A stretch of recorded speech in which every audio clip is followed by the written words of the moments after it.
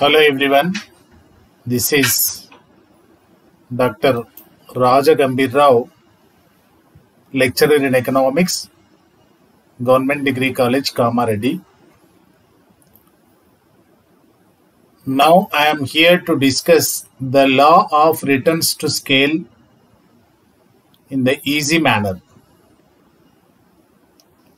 నా పేరు doctor P రాజగంభీర్రావు, ప్రభుత్వ డిగ్రీ కళాశాల కామారెడ్డిలో అర్థశాస్త్ర ఉపన్యాసకునిగా పనిచేస్తున్నాను.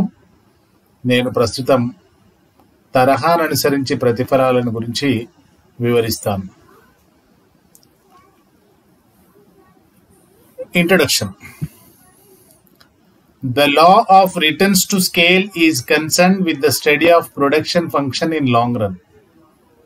In the earlier videos, we have clearly discussed what is production, what are the factors of production, what is fixed factors, what is variable factor, what are variable factors, and what is short period, what is long period. We have discussed clearly. By the by, we recall our memory that what is needed here, which is appropriate for the sake of understanding this concept. Production is nothing but creation of utility or value to the goods and services. To produce anything, factors of production are needed. Land, labor, capital, organization, technology are the factors of production. Factors of production can broadly be classified into two types: fixed factors and variable factors.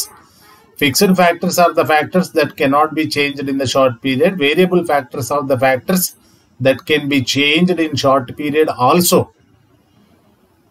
The classification of fixed and variable factors is confined to the short period only. In the long period, all the factors of production are variable. This is the introduction that what we have to recall our memory to understand the law of returns to scale. The law of returns to scale is concerned with the study of production function in long run.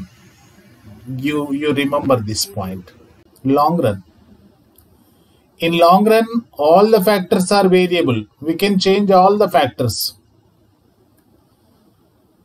During the long period, the law of returns to scale studies or explains or denotes the relationship between factors of production and production. That is nothing but production function. Production function denotes the functional relationship between quantity produced and factors of production that are needed to produce. In the long period, all the factors are variable. We can change all the factors in the long period. We have sufficient time. It studies the behavior of output in response to the change in scale. What is scale?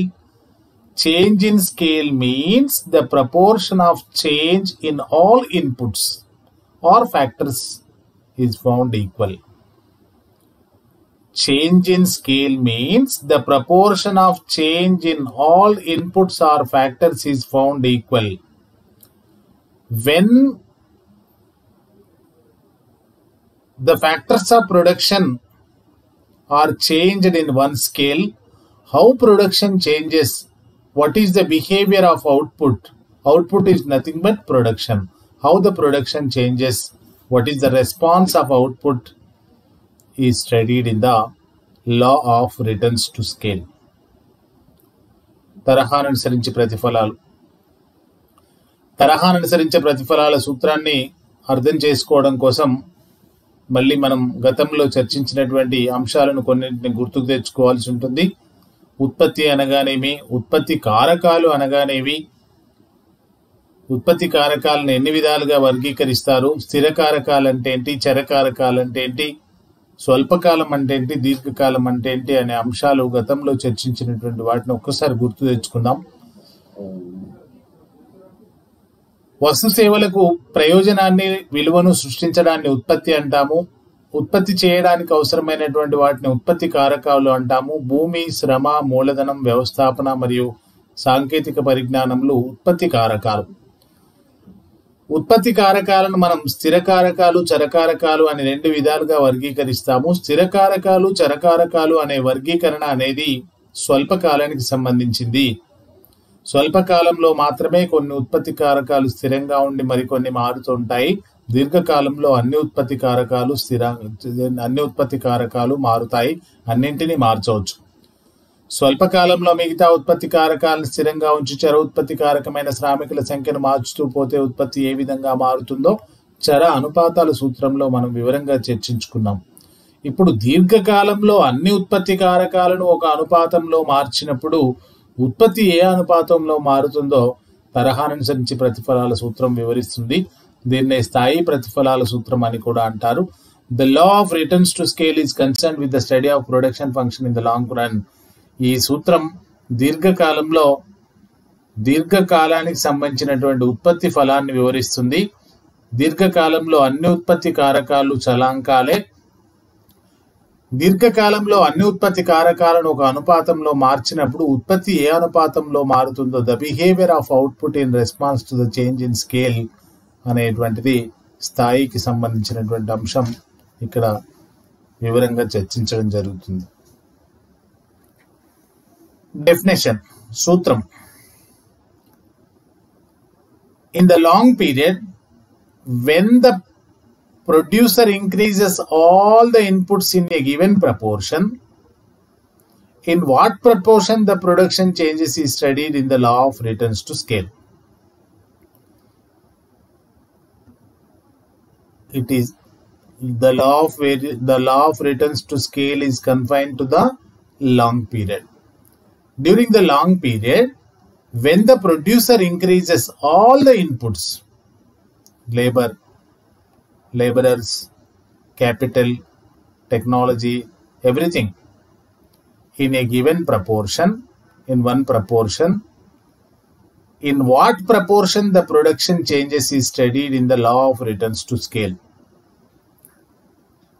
దీర్ఘకాలంలో ఉత్పత్తిదారుడు అన్ని ఉత్పత్తి కారకాలను ఒక అనుపాతంలో మార్చినప్పుడు ఉత్పత్తి ఏ అనుపాతంలో మారుతుందో తరహానుసరించి ప్రతిఫలాల సూత్రం వివరిస్తుంది.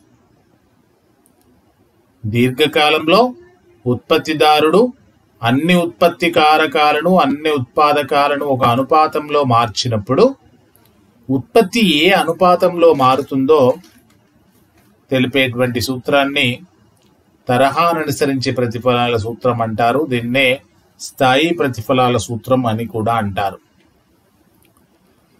మరి తరహానుసరించి ప్రతిఫలాలు లేదా స్థాయి ప్రతిఫలాలు ఎన్ని విధాలుగా ఉంటాయి? 3 విధాలుగా ఉంటాయి. There are 3 types of returns to scale. There are 3 types of returns to scale. There are 3 possibilities of returns during the long period. What are they? Increasing returns to scale, IRTS, increasing returns to scale. Constant returns to scale, CRTS, constant returns to scale. Diminishing returns to scale, DRTS. Increasing returns to scale, constant returns to scale, diminishing returns to scale. దీర్ఘకాలంలో 3 రకాలైనటువంటి ప్రతిఫలాలు వస్తాయి. అవి తరహానుసరించి వృద్ధి ప్రతిఫలాలు, తరహానుసరించి స్థిర ప్రతిఫలాలు, తరహానుసరించి క్షీణ ప్రతిఫలాలు అంటాం. Increasing returns, constant returns and diminishing returns. Increasing returns to scale. What do you mean by increasing returns to scale? When the proportion of change in the output is nothing but production, is more than the proportion of change in the inputs. Inputs means factors of production. When the proportion of change in the output is found more than the proportion of change in the inputs. when factors of production are made double, if production changes more than double, that is called increasing returns.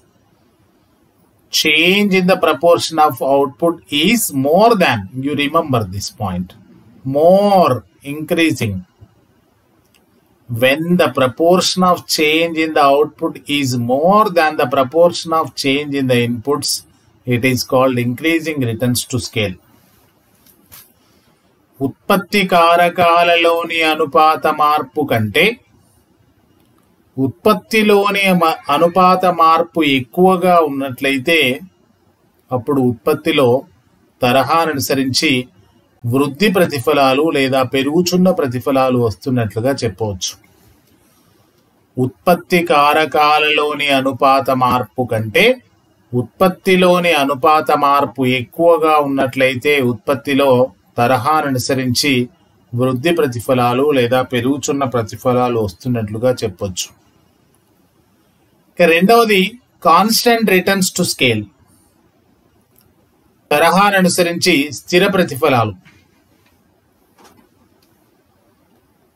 When the proportion of change in the output or production is equal with the proportion of change in the inputs, inputs means factor of production, it is called constant returns to scale.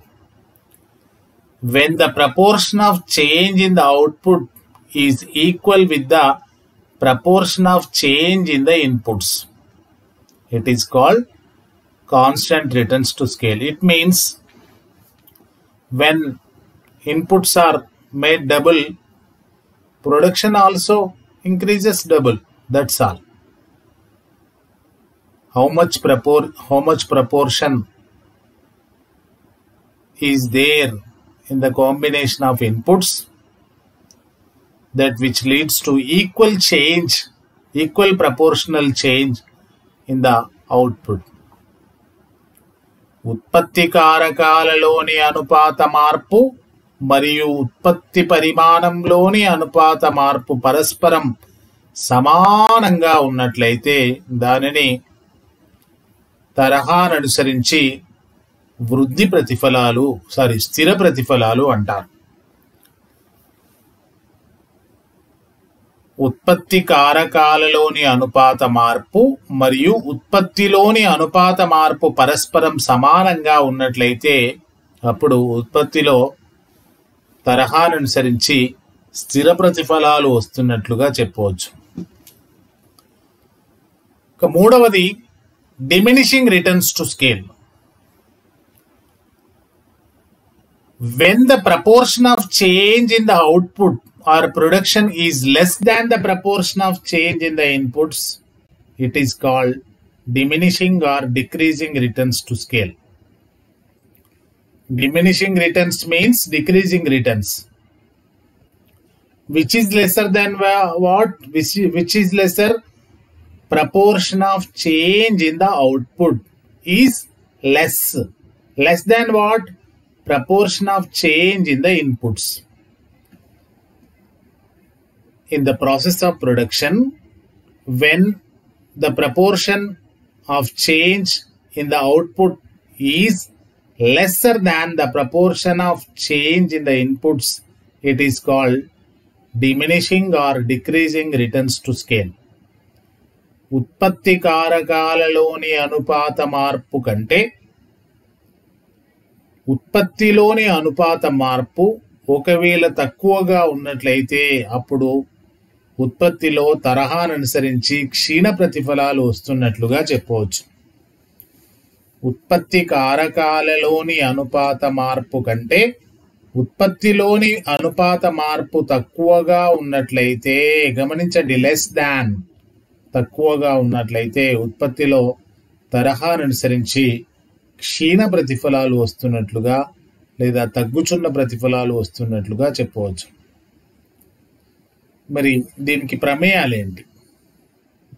ప్రమేయం అంటే ఏంటో గతంలో మనం నేర్చుకున్నాం. కార్యకారణ సంబంధానికి కావలసినటువంటి షరతులు.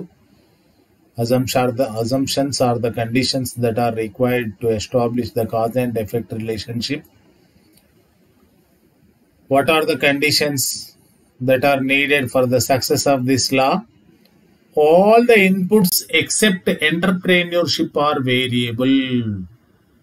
Except the entrepreneurship, all are variable. Variable means can be changed. We can increase the raw material. We can increase the laborers. We can increase the capital. We can improve the technology. Each and everything we can change except entrepreneur. He is the person to show. All the inputs except entrepreneurship are variable. ఉద్యమదారుడు తప్ప లేదా వ్యవస్థాపకుడు తప్ప మిగతా ఉత్పత్తి కారకాలన్నింటినీ మార్చడానికి అవకాశం ఉంటుంది. All are variable. State of technology remains the same. సాంకేతిక పరిజ్ఞానం స్థిరంగా ఉంటుంది. State of technology remains the same. There is perfect competition in the market. ఉత్పత్తి కారకాల మార్కెట్లో సంపూర్ణ పోటీ పరిస్థితులు ఉంటాయి. సంపూర్ణ పోటీ మార్కెట్ అంటే చాలా మంది అమ్మకందారులు, చాలా మంది కొనుగోలుదారులు. సంపూర్ణ పోటీ మార్కెట్ పరిస్థితులు ఉంటాయి. Production can be measured in physical quantities. ఉత్పత్తిని భౌతిక పరిమాణాల రూపంలో భౌతికంగా కొలవడానికి వీలవుతుంది అంటాం. ఈ టేబుల్ కనుక చూసినట్లయితే కాన్సెప్ట్ని అర్థం చేసుకోవడానికి అవకాశం ఉంటుంది. ఫస్ట్ కాలంలో units of inputs capital and labour. ఉత్పత్తి కారకాల సమ్మేళనాన్ని తీసుకున్నాము, కాంబినేషన్ ఆఫ్ ఇన్పుట్స్. ఇక్కడ రెండు ఉత్పత్తి కారకాలను తీసుకుంటున్నాం, మిగతా వాటిని జనరలైజ్ చేస్తున్నాము. Capital plus labour. సెకండ్ కాలంలో టోటల్ ప్రొడక్షన్ టీపీ. థర్డ్ కాలంలో మార్జినల్ రిటర్న్స్ ఉపాంత ప్రతిఫలాలను తీసుకున్నాం. Marginal returns. ఉత్పత్తి కారకాల సమ్మేళనాన్ని తీసుకున్నాం మొదటి వరుసలో. రెండవ వరుసలో మొత్తం ఉత్పత్తిని తీసుకున్నాం. మూడవ వరుసలో ఉపాంత ప్రతిఫలాలను తీసుకున్నాం. 1+2. 1 machinery, 2 laborers. 1 machine and 2 laborers are producing 5 units. 2+4. We are changing all the factors. Here 2 factors for the sake of better understanding we are taking 2 factors, capital and labor. 2+4, 2 machines, 4 laborers jointly producing 15 units. 3+6, 30 units. 4+8, 45 units. 5+10, 55 units. 6+12, 60 units. Units of inputs, combination of inputs, combination of capital and labor, 1 unit of capital and 2 units of laborers. 5, 15, 30, 45, 55, 60. You calculate the marginal returns. 5 for first combination, 5. Second combination, 2+4. 2 combinations of 2 units of capital and 4 units of laborer you assume. You understand. 2+4 is equal to 6. You don't calculate in such a way. 2 units of capital and 4 units of labor are jointly producing 15 units. That means how much change has come? 15 minus 5, 10. Here what happened? Marginal returns have increased, so that it is called increasing returns. Increasing returns. Generally, we have doubled here. Production also should become double. 5 plus 5, 10. But here what happened? As we doubled, as we improved, as we make double the combination of inputs, production changes more than double, that which is called increasing returns to scale. Likewise, 3 plus 6, 30, 4 plus 8, 45. How much is the variation here? 30 minus 15, 15. 45 minus 30, 15. 50. Marginal returns are same, unique, constant. That is called constant returns. No change in the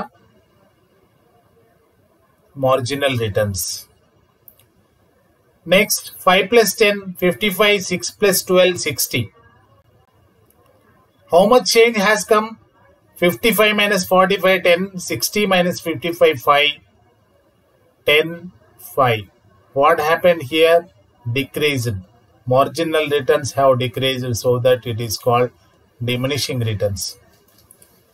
గమనించండి, 1+2 సమ్మేళనంలో ఒక యంత్రము ఇద్దరు శ్రామికులను కనుక నియమించినట్లయితే వారు అందరూ కలిసి 5 వస్తువులను ఉత్పత్తి చేస్తున్నారు. ఉత్పత్తి కారకాలను రెట్టింపు చేశాం. 2 యంత్రాలు 4 శ్రామికులు కలిసి 15, 3 plus 6, 30, 4 plus 8, 45, 5 plus 10, 55, 6 plus 12, 60. ఇక్కడ 1 2తో కలిపితే 3 వస్తుందనే భావనలో ఉండకండి. ఒక యూనిట్ మూలధనము 2 యూనిట్ల శ్రమ అని అర్థం చేసుకుంటే మీకు సులభం అవుతుంది. ఇక్కడ ఉపాంత ప్రతిఫలాలను కనుక తీసుకోండి. మొదటిది కాబట్టి ఇంతకుముందు శూన్యం 0 0 ఉండే కాబట్టి 5 minus 0 is equal to 5. 15 minus 10 is equal to 10. 15 minus 5 is equal to 10. 5, 10. What happened here? ఏం జరిగింది? ప్రతిఫలాలు పెరిగాయి. ఉత్పత్తి కారకాలను రెట్టింపు చేశాము, కానీ ఉత్పత్తి రెట్టింపు కంటే ఎక్కువైంది. కాబట్టి ఏం జరిగినట్టుగా భావించవచ్చు? మనం ప్రతిఫలాలు పెరిగినట్టుగా భావించవచ్చు. 10 కావాల్సింది 15 అయింది. నెక్స్ట్, మళ్ళీ ఉత్పత్తి కారకాలను రెట్టింపు చేసుకుంటూ వెళ్ళినట్లయితే ఏమవుతుంది? ఇక్కడ ఉపాంత ప్రతిఫలాలు తగ్గాయి, స్థిరంగా ఉన్నాయి. ఇక్కడ 15 స్థిరంగా ఉన్నాయి కాబట్టి స్థిర ప్రతిఫలాలు అంటాము. ఉపాంత ప్రతిఫలాలు తగ్గాయి కాబట్టి క్షీణ ప్రతిఫలాలు అంటాం. తరహాను అనుసరించి వృద్ధి ప్రతిఫలాలు, తరహాను అనుసరించి స్థిర ప్రతిఫలాలు, తరహాను అనుసరించి క్షీణ ప్రతిఫలాలు అని మనం 3 విధాలుగా ఇక్కడ టేబుల్లో ఎస్టాబ్లిష్ చేశాం. ఇక్కడ రేఖాచిత్రాన్ని కనుక తీసుకున్నట్లయితే ఎక్స్ అక్షం పైన ఉత్పత్తి కారకాల సమ్మేళనాన్ని తీసుకున్నాము, స్కేల్ ఆఫ్ ప్రొడక్షన్ తీసుకున్నాము. వై అక్షం పైన ఉత్పత్తి పరిమాణాన్ని లేదా ప్రతిఫలాలను తీసుకున్నాం, ప్రపోర్షన్ ఆఫ్ రిటర్న్స్ తీసుకున్నాం. ఏ, బి, సిడి అనే 4 బిందువులను మీరు గమనించండి. ఏ నుండి బి వరకు ఉన్నటువంటి స్థితి వృద్ధి ప్రతిఫలాలకు సంబంధించింది. బి నుండి సి వరకు ఉన్నటువంటి స్థితి స్థిర ప్రతిఫలాలకు సంబంధించింది. సి నుండి డి బిందువు వరకు ఉన్నటువంటి స్థితి క్షీణ ప్రతిఫలాలకు సంబంధించింది. డిక్రీజింగ్ రిటర్న్స్ అంటాం. వృద్ధి ప్రతిఫలాలు, స్థిర ప్రతిఫలాలు, క్షీణ ప్రతిఫలాలు. Increasing returns, constant returns and decreasing or diminishing returns చూసాం మనం. డయాగ్రమాటిక్ ఇల్లస్ట్రేషన్ కనుక చూసినట్లయితే scale of production or combination of inputs is shown on X axis, total production is shown on Y axis. A to B, portion A to B represents to the increasing returns to scale, B to C represents to the constant returns to scale, C to D represents to the diminishing returns to scale. X అక్షం పైన ఉత్పత్తి కారకాల సమ్మేళనాన్ని తీసుకున్నాము. Y అక్షం పైన ఉత్పత్తి పరిమాణాన్ని లేదా ప్రతిఫలాలను సూచించాము. ఏ నుండి బి వరకు, రేఖాచిత్రంలోని ఏ నుండి బి వరకు ఉన్నటువంటి స్థితిని వృద్ధి ప్రతిఫలాల స్థితి అంటాము. బి నుండి సి వరకు ఉన్నటువంటి స్థితిని స్థిర ప్రతిఫలాలు అంటాము. సి నుండి డి వరకు ఉన్నటువంటి స్థితిని క్షీణ ప్రతిఫలాలు అంటాం. Causes for increasing returns to scale. వృద్ధి ప్రతిఫలాలు రావడానికి కారణం ఏంటి అంటే 3 కారణాలు ఉన్నాయి. Dimensional changes, indivisibilities and specialisation. పరిమాణాత్మక మార్పులు, అవిభాజ్యత, ప్రత్యేకీకరణ అని చెప్పొచ్చు. తరహాను అనుసరించి వృద్ధి ప్రతిఫలాలు ఎందుకు వస్తాయి, తరహాను అనుసరించి స్థిర ప్రతిఫలాలు ఎందుకు వస్తాయి, క్షీణ ప్రతిఫలాలు ఎందుకు వస్తాయో వివరంగా చర్చిస్తాం. తరహాను అనుసరించి వృద్ధి ప్రతిఫలాలు రావడానికి కారణాలు 3: పరిమాణాత్మక మార్పులు, అవిభాజ్యత, ప్రత్యేకీకరణ అంటాం. పరిమాణాత్మక మార్పుల గురించి తీసుకుందాం. Dimensional changes. Change in the dimension of some inputs may lead to increase output more than the change in inputs. కొన్ని ఉత్పత్తి కారకాల యొక్క పరిమాణాన్ని కనుక రెట్టింపు చేసినట్లయితే, పరిమాణాన్ని మార్చినట్లయితే వాటి యొక్క ఉత్పాదక శక్తి విపరీతంగా పెరిగి ఉత్పత్తి అనేక రెట్లు పెరిగేటువంటి అవకాశం ఉంటుంది. దాన్నే పరిమాణాత్మక మార్పులు అంటాం. Example, change in the diameter of pipe from 1 inch to 2 inches. Its pumping capacity may increase to number of times. 1 inch pipe, 2 inches pipe మనం చూస్తుంటాం. 1 inch కనుక చేసినట్లయితే డయామీటర్ ఏం చేసాం, మనం రెట్టింపు చేసాం. కానీ దానిలో ప్రవహించేటువంటి నీరు రెట్టింపు కంటే అనేక శాతం ఎక్కువగా ఉంటుంది. మీకు ఇంకా బాగా అర్థం కావడం కోసం single decker bus, double decker bus. Single decker బస్సులో ఒకే డ్రైవర్ ఉంటాడు, డబుల్ డెక్కర్ బస్సులో ఒకే డ్రైవర్. దీనిలో ఒక కండక్టర్, దానిలో ఒక కండక్టర్. ఇంజిన్ సేమ్, కెపాసిటీ కొంచెం డిఫరెంట్గా ఉంటుంది. అంటే తక్కువ ఖర్చుతోటే సింగిల్ డెక్కర్ బస్సును కనుక ఒక 10 లక్షల వ్యయంతో మనం నిర్మించినట్లయితే డబుల్ డెక్కర్ బస్కు 20 లక్షలు ఖర్చు పెట్టాల్సినటువంటి అవసరం లేదు. 13-14 లక్షలలో, అంటే 2-3 లక్షలు బాడీ బిల్డింగ్ కనుక పెట్టి డబుల్ ప్యాసింజర్స్ను మనం ట్రాన్స్పోర్ట్ చేయొచ్చు. దీనివల్ల ఏమవుతుంది, వ్యయం రెట్టింపు కాకుండానే ఉత్పత్తి రెట్టింపు అయ్యే అవకాశం ఉంటుంది. కాబట్టి తరహాను అనుసరించి వృద్ధి ప్రతిఫలాలు వస్తాయని చెప్పొచ్చు. ఇండివిజిబిలిటీస్, అవిభాజ్యత. Many fixed factors of production are indivisible in the nature. They must be used in a fixed minimum size. MIN అంటే ఇక్కడ మినిమం సైజ్ అని అర్థం చేసుకోండి. Many of the fixed factors of production are indivisible, means cannot be divided in the nature. They must be used in a fixed minimum size. కొన్ని ఉత్పత్తి కారకాలను విభజించడానికి వీలు లేదు. వాటిని ఒక నిర్ణీత పరిమాణంలోనే, నిర్ణీత సైజులోనే, ఖచ్చితంగా కనీస సైజులో, కనీస పరిమాణంలో వాటిని వినియోగించవలసి ఉంటుంది. Thus, as output increases, the indivisible factors which are being used below capacity can be utilized to their full capacity, hereby reducing costs. మీకు సులభంగా అర్థం కావడం కోసం ఒక ఉదాహరణ తీసుకోండి. బస్ తీసుకోండి. బస్ అనేది అవిభాజ్యమైనది. అవిభాజ్యమైన దాన్ని ఎలా అర్థం చేసుకోగలుగుతాం మనం? బస్ అంటే total engine, body, tyres, steering, everything ఉంటేనే అది బస్ అంటాం. దాని కెపాసిటీ 50 మంది అనుకోండి. 50 మంది ప్రయాణికులను రవాణా చేయగలుగుతుంది. ప్రస్తుతం 20 మంది ప్రయాణికులే ప్రయాణిస్తున్నారు. 30 మంది, 40 మంది, 50 మంది వరకు కూడా బస్సును పెంచాల్సినటువంటి అవసరం లేదు. అదే బస్సులో ప్రయాణం చేయడానికి అవకాశం ఉంటుంది. కాబట్టి ఈ అవిభాజ్యత ఉంటుంది. కాబట్టి దాని యొక్క సామర్థ్యాన్ని పూర్తిగా వినియోగించనంత వరకు, తక్కువ వినియోగించినట్లయితే వ్యయం అధికంగా ఉండి ప్రతిఫలాలు తగ్గిపోయే అవకాశం ఉంటుంది. పూర్తి స్థాయిలో వాటిని వినియోగించినట్లయితే సగటు వ్యయం తగ్గిపోయి ఆదాలు పెరిగేటువంటి అవకాశం ఉంటుంది, లేదా ప్రతిఫలాలు పెరిగే అవకాశం ఉంటుంది. Such indivisibilities arise in the case of labor, machines, marketing, finance and research. ఇటువంటి ఈ ఇండివిజిబిలిటీస్ అన్ని, అవిభాజ్య లక్షణాలన్నీ కూడా, అవిభాజ్యత వల్ల కలిగేటువంటి ప్రయోజనాలన్నీ కూడా శ్రామికుల విషయంలో, యంత్రాల విషయంలో, మార్కెటింగ్ విషయంలో, ఫైనాన్స్ విషయంలో, పరిశోధన విషయంలో కనిపిస్తాయి. Hence we get increasing returns. వీటి వల్ల తరహాను అనుసరించి పెరుగుతున్న ప్రతిఫలాలు వస్తాయి. Third one, specialization. ఉత్పత్తి పరిమాణాన్ని పెంచుతూ పోయినప్పుడు when the size and area of operation increases, then it will be able to introduce a division of labor.